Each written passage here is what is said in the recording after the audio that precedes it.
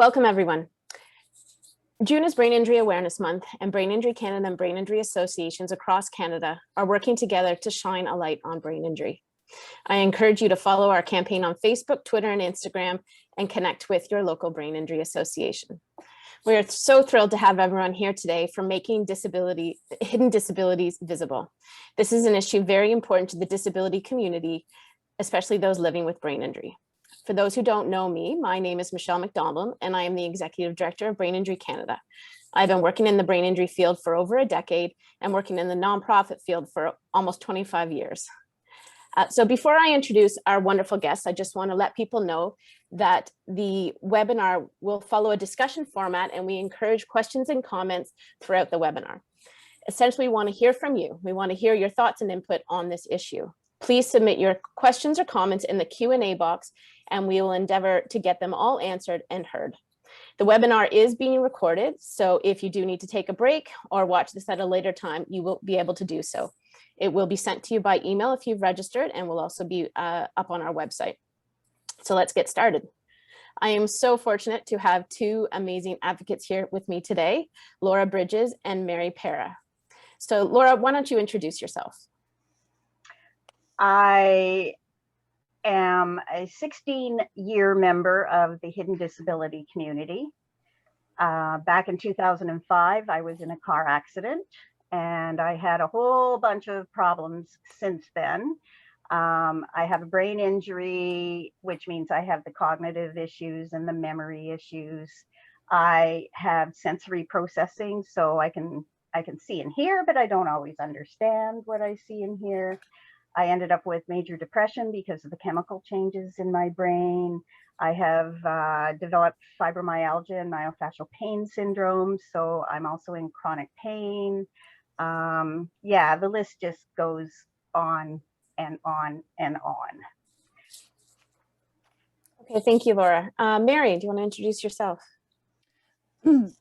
Yes, I'm Meri, and I've worked at the Brain Injury Society of Toronto for 7 years. I'm the communications manager, and I have a background in journalism as well as being a frontline service worker for nonprofits. So all that experience helps me with what I do at BIST.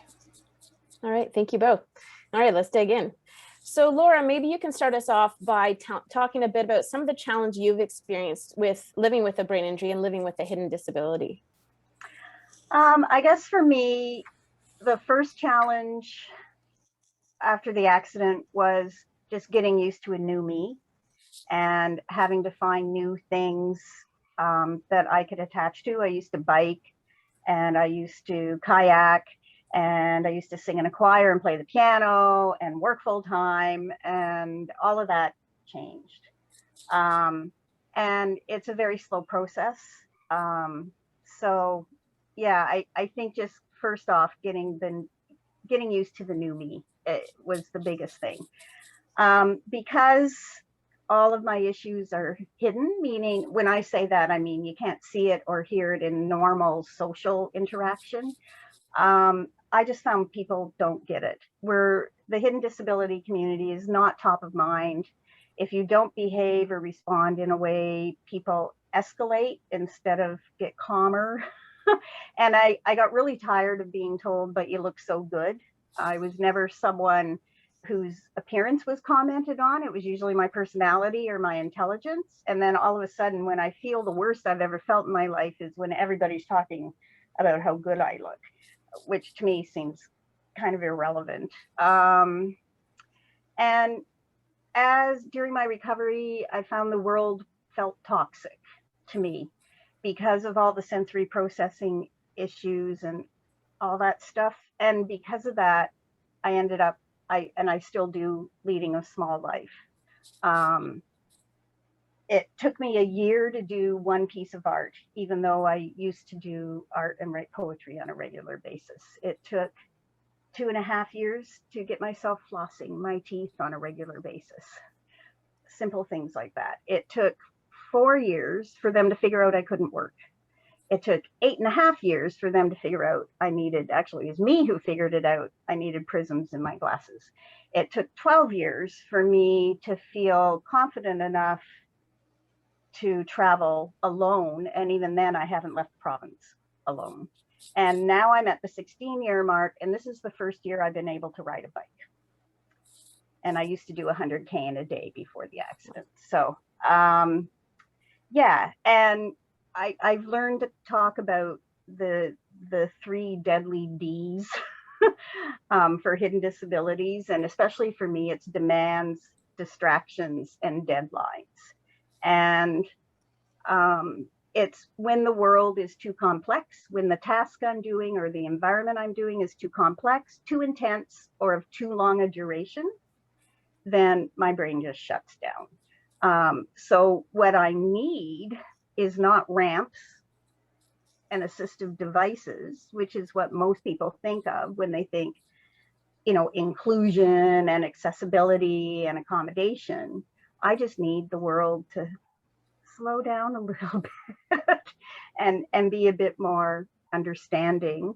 I found that when I was trying to access something like at a library, there was a time when I wanted to get into their database system, but I wasn't sure that I could handle their screen.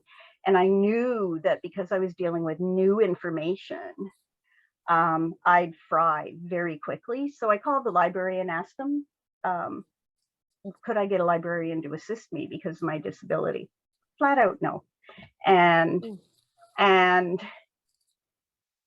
the librarian who I spoke to didn't get it. But then on top of it, they said, well, we do have an accessibility office within the city.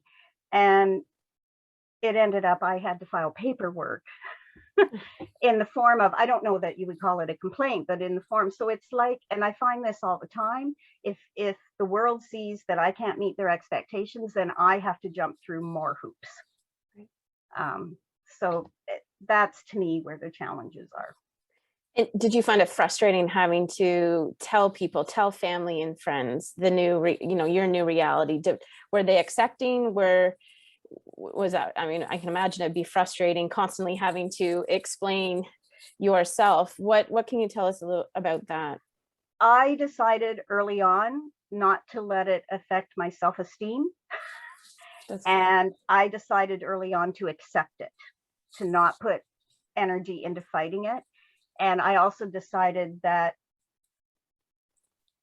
because I was more mature when it happened, I was 44, I had work under my belt, I had accomplishments. I thought, if I should talk about it. Mm-hmm. So I didn't find it frustrating. I decided I'm going to be out there with it and just tell everybody. So a lot of people will say when they meet me, when they give me their name, I'll say, look, I'm sorry, I'll remember you, but I won't remember your name. I have a brain injury. Mm-hmm. So I'm just very upfront about it. I realize not everybody's in a position to be that way. And that's why I've chosen to go that route. Mm-hmm. Yeah, I think a lot of people feel frustrated having to justify how they're feeling, how they're, and their needs. So Meri, BIS serves many members of the brain injury community in Toronto. Have your members ever expressed any challenges with the invisible nature of brain injury? And I mean, I'm sure you could go on for 2 hours about, this, but what can you tell us about their experiences that they've told you? Yeah, thank you. I mean, I think there's a saying, every brain injury is unique, and it absolutely is. But I think one of the most common experiences we hear about at BIST is that everyone hates the statement, but you look fine, because as Laura said so brilliantly, this was the worst she's ever felt in her life, and people kept telling her how great she looked. So it's, our members tell us it's completely invalidating and frustrating.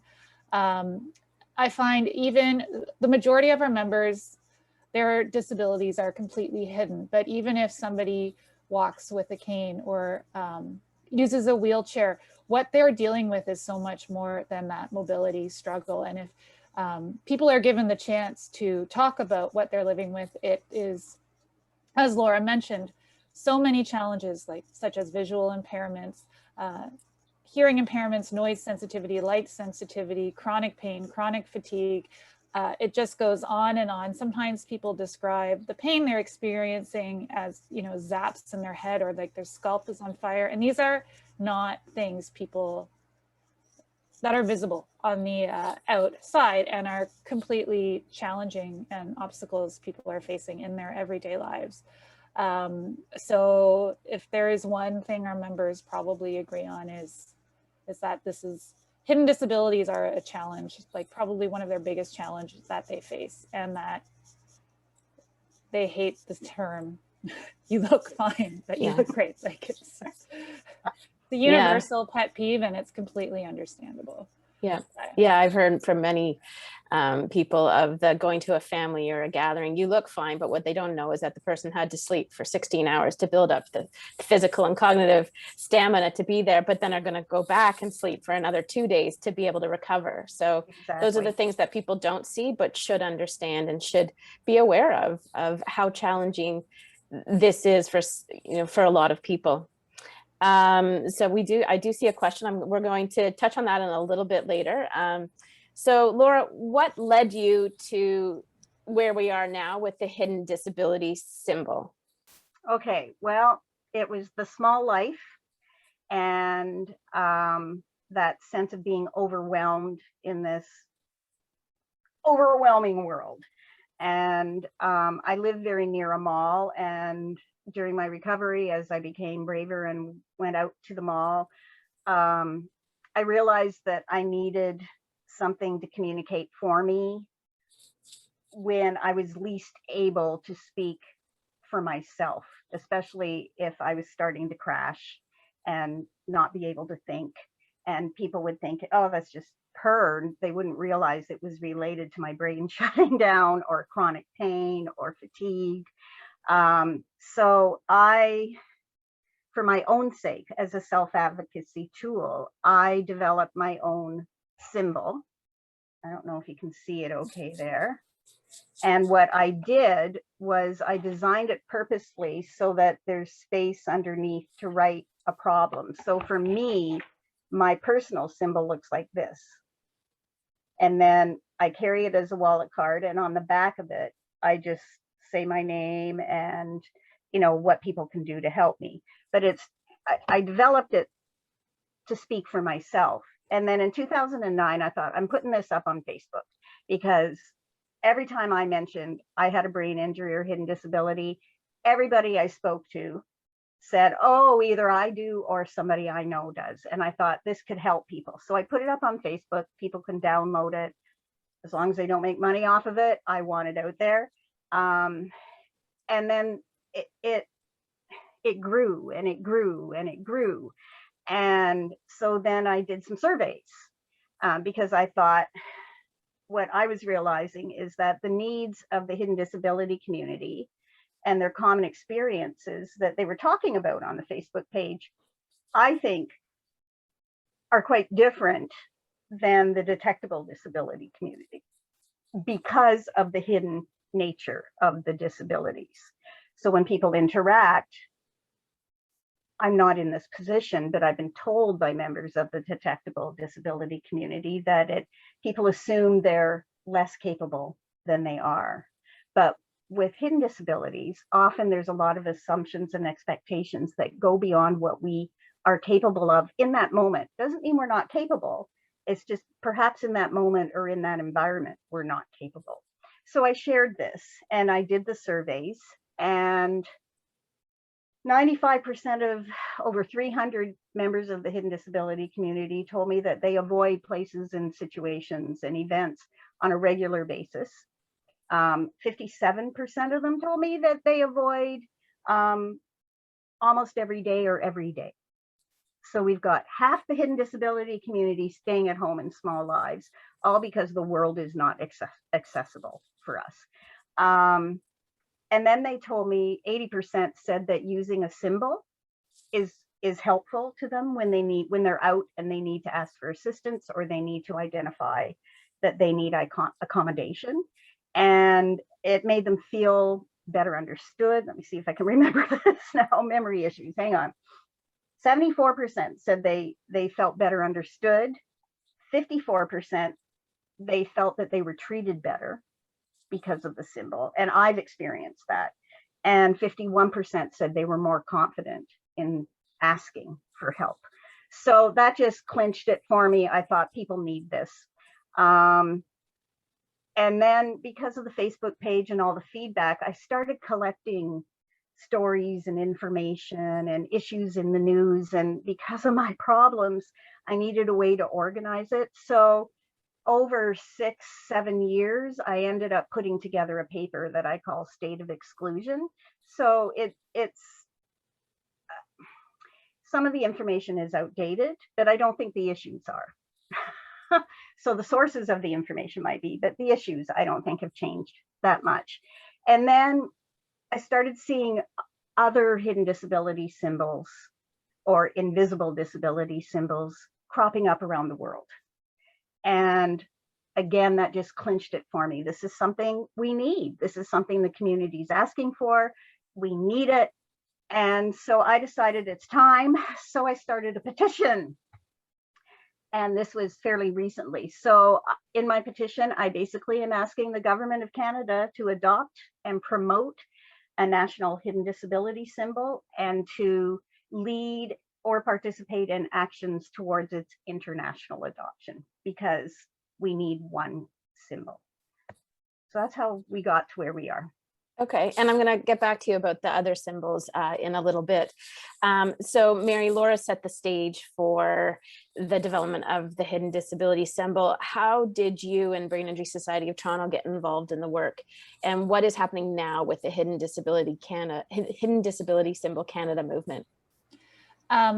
Well, when Laura was very bravely decided to launch a paper petition during COVID, which most people say is not a good idea, but the federal government only accepts paper petitions. So there you go, like that wasn't going to stop her. She contacted BIST and other organizations, and we had already had a bit of a relationship with Laura because she appeared in a Toronto Star article several years ago about her hidden disability symbol, and knowing how much it resonates with our members, we had communicated with her about it. And so when she was reaching out for support, BIST leapt on ways and started to think of what we are a organization that's just in Toronto. So we are obviously not nationally focused, but because this is an issue that resonates so much with our members, we're like, what can we do to help? So with assistance of some amazing students and Brain Injury Canada, we decided we would launch a website and for a call to gain supporters for this movement via signing our open letter, and also gaining allies from other nonprofit organizations to help spread the word. Because really what we want a nationally recognized hidden disability symbol, which means it's something that everyone in Canada sees, recognizes it for what it is. And right now we are really trying to get the word out this way via our open letter and getting more organizations involved and individuals who can just spread the word and spread the message. We have a lot of information on our website about hidden disability and other hidden disability symbols and why this is important. And that's where we are. Okay, great. Yeah, I'm going to post the hidden disability website in the chat for everyone. But don't go to it now. Wait till after the. But when this was brought to us by both Laura and Meri, I think, it really resonated, as we know that the invisible nature of brain injury is something that, isn't going away, is a prominent issue. And we just recently did an open letter to the brain injury community across Canada, asking them to rate their top 3 concerns or their top 3 issues of living with a brain injury. And we gave a list of 9 different issues, and then people were able to add to it. And the top one was lack of awareness or knowledge about brain injury in the general community. So this is something that will help move that awareness, because when you see the symbol, you'll want to understand, well, what does this mean? What's an invisible or a hidden disability? So I'm going to integrate the next question with one that we have from the audience. So why are current disability symbols inadequate? And so, someone from our audience is, why do we need a hidden disability symbol? How about one symbol for all? So it's sort of a two-tiered. Why are the ones we have inadequate? And then could there be a symbol for all disabilities? I'll take that one, Mary. Actually, I want to go back and just specify something about the petition first. I should have said that it's now closed for signatures. The government does have an e-petition process as well, but at this point, I didn't have co-founders in a movement, and I could not do everything that an e-petition would have required in terms of social media presence. So that's why we opted for a paper petition. Oh dear, remind me what the question is. So why are current symbols, disability symbols, inadequate, and could there be a symbol for all disabilities? Okay, I will deal with the first one first.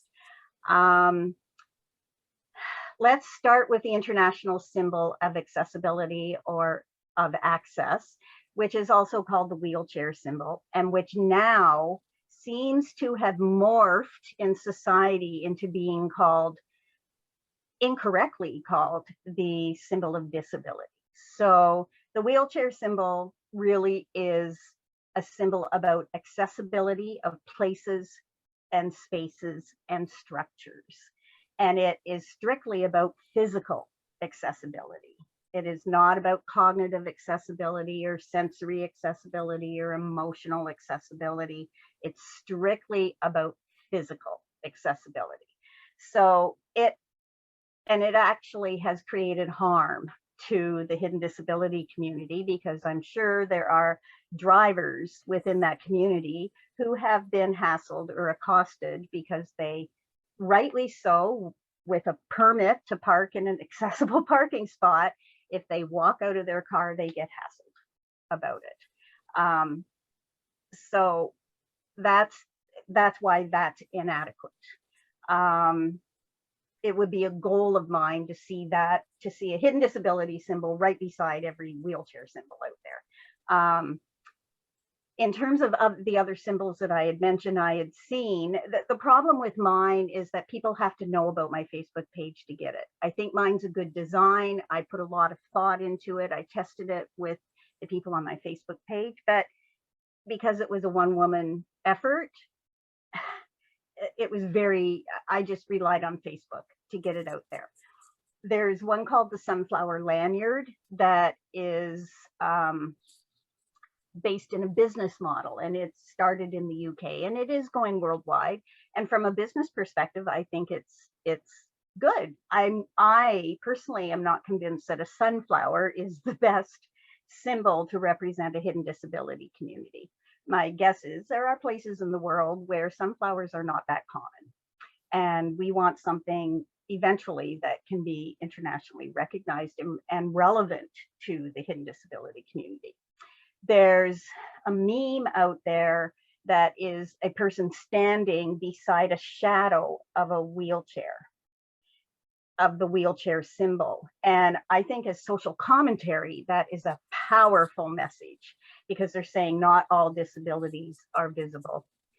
However, I don't think that will have lasting power if you're looking long-term, because I'm not going to say if, I'm going to say when we get to the point where we have awareness of hidden disabilities, people won't get why a wheelchair is the shadow of somebody with a hidden disability who may or may not have physical limitations. Mm-hmm. So I think that's, like I said, I think as social commentary, it's great, but I don't think it's good for future generations. In the United States, there's a very good organization called the Invisible Disability Association, and they have a dotted stylized eye that kind of looks like a person, where the dot of the eye is the head, and they're really promoting that as a national symbol. My issue with that one, and again, it's my personal preference, is that I don't believe the word invisible as applied to the hidden disability community is inclusive enough, because I think long-term, people with audible or inaudible disabilities will feel excluded. And we've already been that route with the International Symbol of Access. The hidden disability community was excluded when that symbol was designed and released and put into use. I don't want, I want to be as inclusive as possible. The other reason why I chose the word hidden was because it's a simpler word. So if English isn't the first language, it's just a much simpler word to understand. And it has this double meaning, because not only are our disabilities hidden, but right now the people with those disabilities are hidden. Mm-hmm. There was one developed in Scotland by a young girl, I think, oh, if I remember correctly, it's Claire, I think. Don't quote me on that. And she developed a symbol because she had Crohn's or colitis. So it was more about accessible washrooms, but it's too narrow in focus. And there was another symbol that used a head, much similar blue and white, like divided halfway. But, you know, hidden disabilities affect more than just our heads. They affect our whole body. So those are some of, that's my analysis of why some of these symbols won't work long term. I think they all have their place, but so that's why I think we need one. We need one that's recognizable, one that's promoted, you know, and one that can be used to build awareness and get people understanding what we're facing. Yeah, I mean, it's hard to capture such a broad and diverse population, which is the disability community, into one graphic. It's you know, we still are using the male female washroom symbol, but that isn't inclusive anymore. So that's such a challenge, and such a broad audience. How do you create one graphic that, you know, encompasses or represents so many different people? So we've got a great question here. Have you received any feedback about the Hidden Disability Symbol Canada movement from the physically disabled community? Meri? As far as I know, we have not actually, but that is a great question. I don't know if Laura has. I mean, certainly, as I mentioned, there are people like in our membership who have physical disabilities as well as hidden disabilities who are supportive of the movement, but I haven't heard anything else. I will say that I'm probably out of date in the information that I have about this, but in my conversations with people with detectable disabilities, now we're talking at least a decade ago, and I think things have changed. I think the social media social media have really changed how people think and feel about this stuff. But I was told they didn't like anything that labeled them as disabled, where we have to label ourselves because there's no other way for people to know we have an issue. And that I was often asked, I went to an event about accessibility and I wore the symbol that I had, and I was often approached by people with detectable disabilities, and they said, well, why don't you just speak to people about it? And my issue is I don't always have the cognitive endurance. I'm not always able to do that. And this is like a way of making it copable for me when I'm out in society. But like I say, those comments are from a decade ago, and I wonder if things have changed. Well, and that's not accessible or inclusive to constantly have to explain your needs, or your, you know, someone in a wheelchair doesn't have to explain their disability needs. Why should that be any different? If we can create, if there's truly a move towards inclusion, then we need to take that into consideration. So another great question, what disabilities are included in the hidden disability category? Well, that is a topic of debate. I want to make sure that I also mention episodic disabilities. So ones that fluctuate. And I see episodic as a subcategory of hidden, because if there are times when your function is better and times when it's not, then it is hidden at times. So to me, I see episodic as a subcategory of hidden. I just did it again. What was your some of the disabilities that are that would be covered under a hidden disability symbol? Yeah, there's hundreds and hundreds, from anemia to any lung disease, some lung diseases and respiratory problems you can tell, but some you can't. My father had emphysema. At the beginning, you couldn't tell he was struggling. At the end of his life, you could.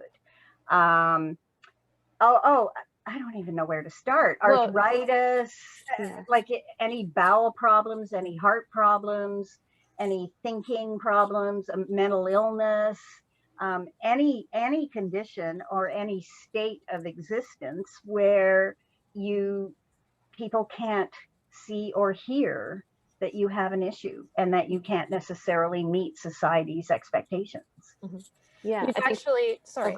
Go ahead. We've actually listed some, I guess, conditions that people might consider as a hidden disability, but it's also noted that, for example, somebody with arthritis might not identify as having a disability, but somebody, especially if their arthritis is more severe, may identify, right? So it's up to the individual, it's up to how it affects them. But as Laura said so well, like if it's not apparent, it can be a hidden disability, and there are so many. Some people who are visually impaired are not detectably visually impaired. Some people who have hearing loss, it's not apparent, right? So there's so many things that people struggle with, that it can apply to them. I think anyone who has gone through chemo and maybe had a temporary accessible permit because of going through chemo can maybe relate to this too, where visibly they might appear fine, right? But they have this permit recognizing that their energy is very low, and they, so again, it can be so much. And this is where it goes back to what I was talking about, where if a task or an environment is too complex, too intense, or of too long a duration, I think those are more defining characteristics. I think it's about focus and endurance and emotional stability and pain management and fatigue management and sleep management. Like, I think those are more the symptoms that people end up coping with every single day. Yeah, one of the, there's a comment in the chat that, you've always got to look at the other side of, so there's this symbol for people who identify as having a disability. What about those people who could take advantage of something like this to get a wheelchair permit for, the handicap permit for, I think is this still called the handicap? I'm not sure what the technical term when you apply to the Ministry of Transportation. I have no idea what it's called now. Accessible parking permit. Accessible parking permit. Okay, so I learned something today. So when they apply for that, there has to be a rationale for something like this, where there wouldn't be at this point in time. Could people obviously people could take advantage of it, and that, I guess, is a concern with something that you want to lend credibility to it. But if there's people that may take away from that credibility by using it for their own means. I have a two-sided response to that. My first reaction is, would you prevent someone who's blind from having a white cane because somebody who isn't blind might choose to use a white cane to take advantage of some situation? So, I mean, the obvious answer is no, you can't prevent a wide, diverse, large group of people from gaining the benefit, because there might be a small percentage of people who find a way to take advantage of it.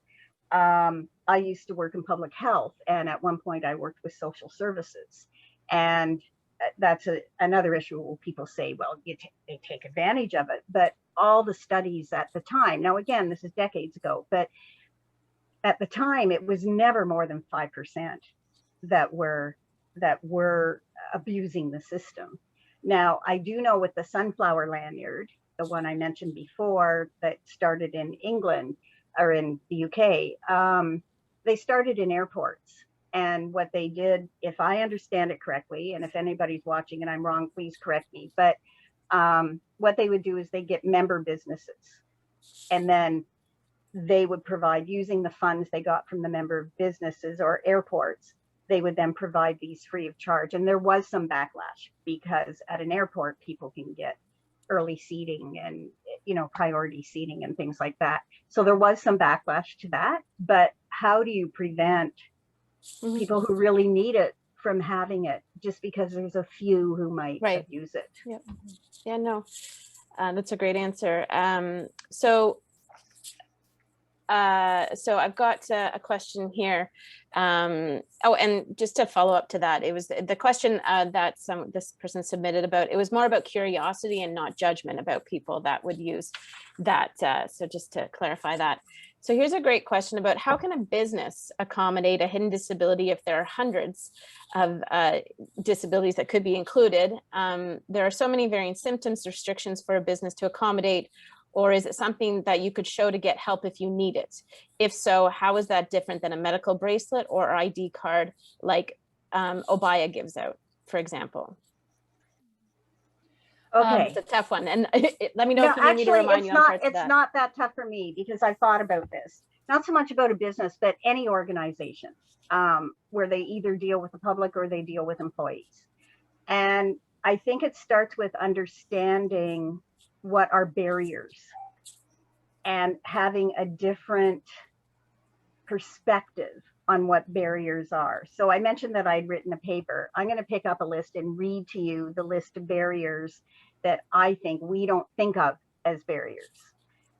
If you want to think of them more as accessibility measures, go ahead, because I think barriers and accessibility or barriers and accommodation go hand in hand. So my list is behavioral. So for some people, they want eye contact. For some people, they shouldn't make eye contact. So that's one to be aware of. Cognitive. So it's that demands and distractions and all that stuff. Complexity, I've mentioned. Communication barriers. It's durational, I've mentioned. Emotional and psychological, so people with mental illness. Environmental, so that can be allergies, sensitivities, pollutants. It can also be, is there too much motion in this, in the environment? Intensity, I've mentioned. Physical, we've talked about. And sensory. So if people can broaden how they think of what either is a barrier to someone, or on the flip side, how can I help accommodate and how can I help include this? Just keep all these things in mind. And then, you know, like a business or a workplace, if somebody identifies, I have cognitive needs, like cognitive barriers, I have emotional barriers. There aren't many people that have all of these, right? But if we can start categorizing and sort of thinking of them, clumping them together, then it'll be easier. You don't have to think of hundreds and hundreds and hundreds of medical conditions. You think of groups of barriers or groups of accommodating measures. Okay. Yeah, I see it as an advocacy and an awareness tool. Advocacy on the part of the individual to walk into a business to say, I have a hidden disability. That business would know, because this is a nationally recognized symbol. They would know what it means. They would know how to, they would have educated themselves as a socially responsible business, and would know what that means and be able to better support that person. So I think that there's two sides to this. I don't know, Meri, if you have anything else to add to that. Yeah, definitely. Because when I think about this question, I think, well, as BIST, and I'm sure many brain injury organizations do when we plan an event, for example, we think about location, and that's not just about wheelchair accessibility and public transit accessibility, but is it a noisy location? Like, is there lots of construction getting there? Is the room we're going to be in, is it going to be very echoey, which is going to really disturb people who have hearing sensitivity? Are the lights fluorescent, right? Like there's all these things we think about. And our executive director is part of a disability consultative committee with the Toronto Police, and they've organized pre-COVID town halls. And it was the first time I saw, outside of a brain injury organization, that all these organizations, many of them who represent people with hidden disabilities, such as like Autism Canada, and community living, they all got together and they organized this town hall that went beyond ASL interpretation, which of course is important, and making sure the building was accessible, to thinking of the lights, thinking of the sound, thinking about, we're going to show a slideshow, but how do we make sure it's not going to be disruptive for people who, you know, are sensitive to screens? And so I think, as both Michelle and Laura said, it's about accommodating like at the moment, and it's also about like, let's just think more broadly about what accessibility means, and the more that there's awareness about it, the better. And I mean, I think we've seen examples that the autism community has succeeded in, with shopping hours that are, you know, sorry, now I'm forgetting the word, I think reduced stimulation shopping hours, right? Like that's one example. You don't really need to, you know, start from ground zero with a new store, but you say these are the hours where it is, there's less stimulation and someone who needs it can shop, right? So, yeah. And to go back to that comment about the, you know, the Obaya identification card, that's great for those with brain injury in Ontario. But a nationally recognized symbol, you know, it needs to be more streamlined, more broad, rather than these silos of disability. It's, you know, autism, if we have a nationally recognized symbol for all hidden disabilities, that serves a broader population. We can create more awareness on a mass scale, rather than I trying to create awareness about autism, about brain injury, and that's just going to get lost. So let's throw that big rock in the pond rather than all these little pebbles. Michelle, what I've often said to people is it's time to take off your single diagnosis hats and stand under the hidden disability umbrella. You can put the hat back on once you're not under the umbrella anymore, but it really is time, because what's happening now is all of these conditions, they may or may not talk about and think about the condition as a hidden disability. They might think of it as you know, diabetes or a stroke, you know, and not think about it as a hidden disability. And they're all in competition for the same funding dollars, for the same volunteer hours, for the same media attention, for the same marketing recognition. And I think having this big umbrella will only help everybody, and it will help get rid of some of this competitiveness in resources, competitiveness for resources. So yeah, I just see it as a good way to go.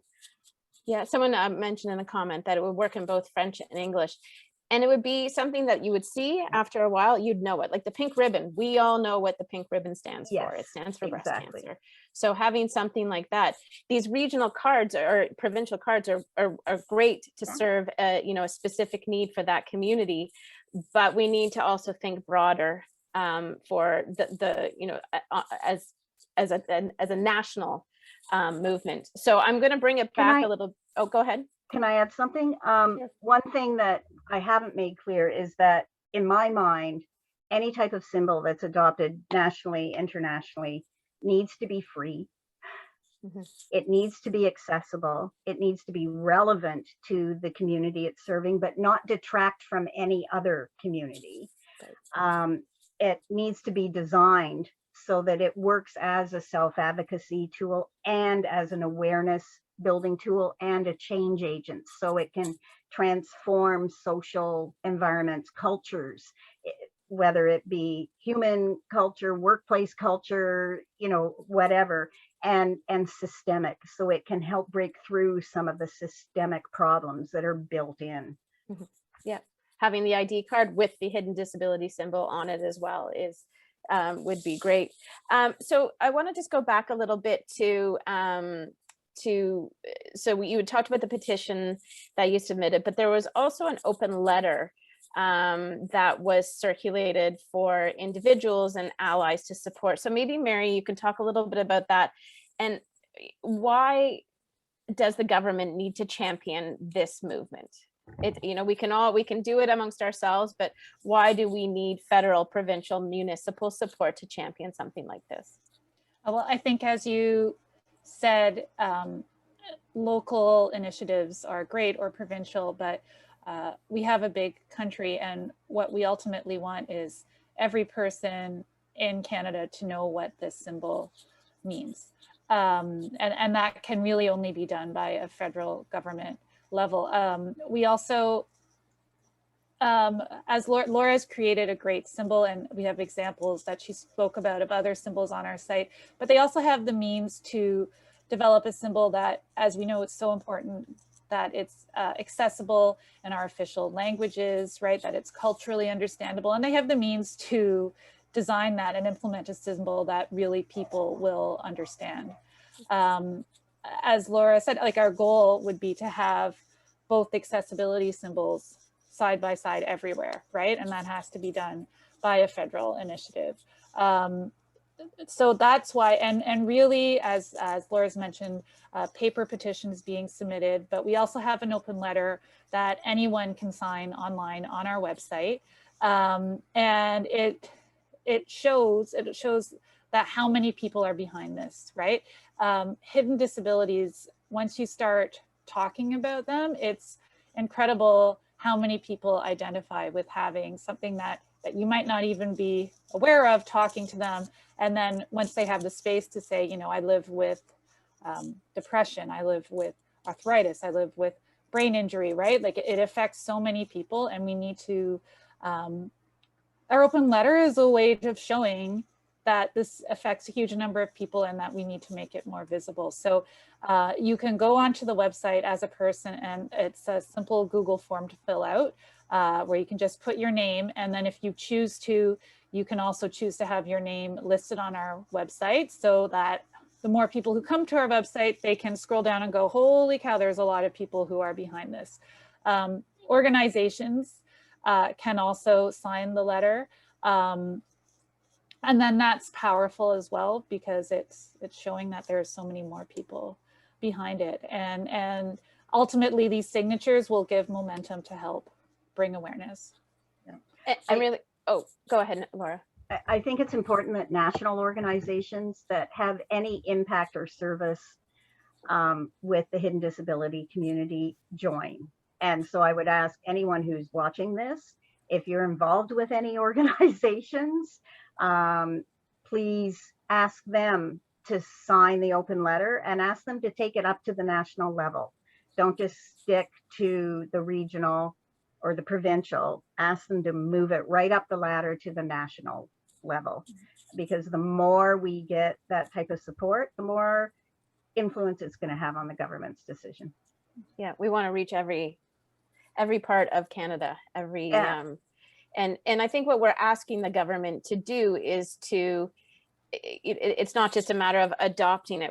We want them to, there's got to be approach to it, and how can this be a strategy to be developed about the implementation, the identified need and the implementation for something like this, the rollout. Right. How do we make sure, how do we measure, how do we make sure that people know about it, that people are using it, that people understand, both the individuals that may use it, but also the businesses, the levels of government.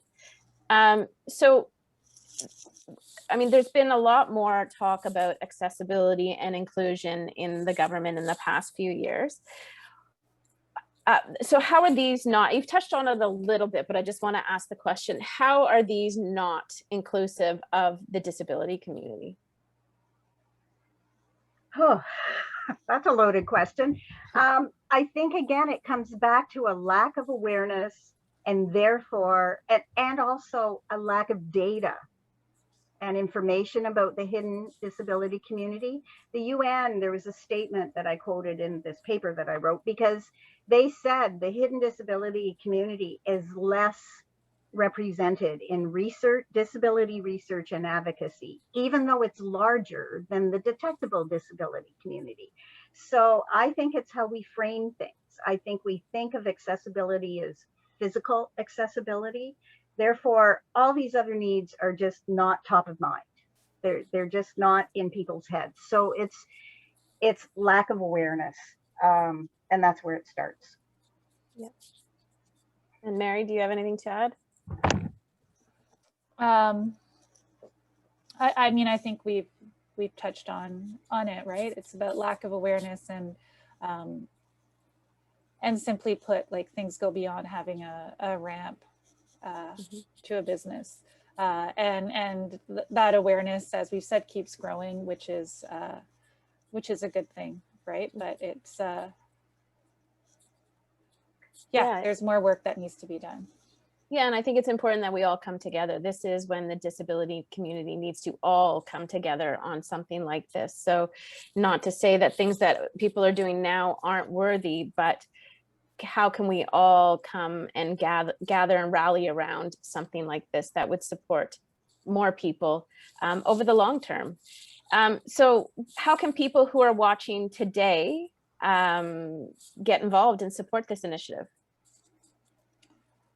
Share our websites and sign our letter. And that's really, it's a simple ask, but if you agree with this, please sign your letter. And if our letter, and if you're on social media, or if you have email or whatever you can do, please spread the word to your network about it, like no matter what that network is. And if you have a personal message about why this is important to you, that will be more powerful than anything we can say, because it makes people realize I am supporting this because I live with a hidden disability and I deal with people not recognizing it every day, and that's why I want this symbol. And then and that will reach out to people. And I mean, just personally, I've been like, I scroll through the list of signatures and I'm like, oh, I know that person, and they're not connected to they're connected professionally, personally, like in-laws, right? But this issue has such a far reach that it's amazing who it resonates with. Yeah. I think we need to add that I can't remember if I said the symbol would be voluntary. That's what's going through my head right now. This is brain injury moment for me. It would have to be used voluntarily. But I think too, we need to say hidden disabilities do not discriminate. So we need to make sure that the representation we get on this open letter is also very inclusive, very diverse. So it doesn't have to be disability related groups that sign it. Anybody. Hidden disabilities affect everybody and anybody. And so, yeah, just spread the word, please. The other thing I would ask is the government of Canada is doing a disability inclusion survey right now. So if you are participating in that survey, and I would encourage everybody to consider mentioning the need for a hidden disability symbol. That's another way to let the government know that it's needed. I've posted the link to the survey in the chat. So if anyone wants to I'm not sure how long the survey is open, but I think till the end of August. Till the end of August. Okay, so there's lots of time. And it's also on the front page of our site if anyone wants to access it that way. Well, this has been a pretty engaging discussion. It's obviously passionate to a lot of our attendees here. So do you have any final thoughts, any last words? I think Laura made a good point about spreading the word because, yeah, for example, I live in a housing cooperative, and the housing cooperatives throughout the country can be quite active. So this is something I'm taking to my own co-op, like it's coming up at the next board meeting.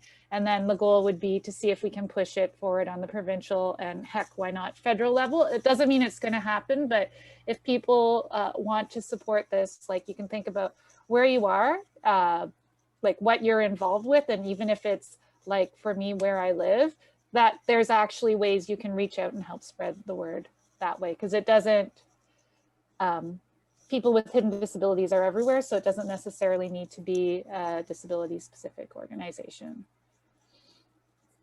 Yeah, share it with anyone, share it with any organizations that you volunteer with, or anyone that else, that your family, friends, anyone. This is a Hands in Canada. I would add that for people who are part of organizations and have a sort of decision-making role within not-for-profits and charitable organizations, also consider becoming an ally to our movement, because as an ally, we will send you information and communications that you can then pass on. And that's really the only commitment you're making. We're not going to be asking for money. We're not asking for a lot of time. We're just asking for access through you to your contacts and networks. And just the support. If we can demonstrate to the federal government that there is broad support for this initiative, they can't look away. Exactly. I agree. Well, I thank you both so much. I feel so fortunate to be on this journey with you both. And thank you to everyone that attended today. We're going to keep at this. Excuse me. We're going to keep at this, and until that symbol or a symbol is slapped up there next to the wheelchair accessibility symbol, then that's not, we're not going to stop until that happens. So thank you both so much for your time and for being here today. I just want to mention later this month, we also have another free webinar called What It Means to Recover with Ove Young, a traumatic brain injury survivor, and Jonathan Morris, the CEO of the Canadian Mental Health Association in British Columbia. Through an open and honest discussion, they're going to discuss what it means to recover from traumatic brain injury, and mental health is a larger part of a survivor's experience. The pandemic has put mental health in the spotlight, which makes continuing the conversation about mental health, its relation to brain injury and recovery even more important. So tune into Ove and Jonathan's live discussion on June 24th at 12 p.m. Eastern. And if you can't make it, of course, it will be recorded, and a recording will be sent to those registered, and it will also be uploaded to our website. So thank you again, Laura, Meri. This is such a relevant topic. And to quote from the open letter, a hidden disability symbol, it is time, it is right, it is needed. Thank you so much to everyone.